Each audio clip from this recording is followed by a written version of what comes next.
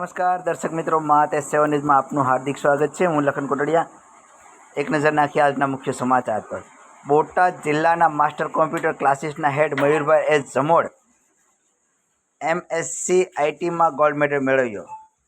તારીખ 9/3/2025 રવિવારના રોજ સુરેન્દ્રનગર યુનિવર્સિટી ખાતે બે કોન્વોકેશન પદવીદાન ચેરમેનનું આયોજન કરવામાં આવ્યું હતું, જેમાં MSc IT master of science in information ટેકનોલોજીમાં માસ્ટર કોમ્પ્યુટર ક્લાસીસના હેડ એવા મયુરભાઈ એસ જમોડ યુનિવર્સિટીમાં ટોપ પર રહ્યા હતા.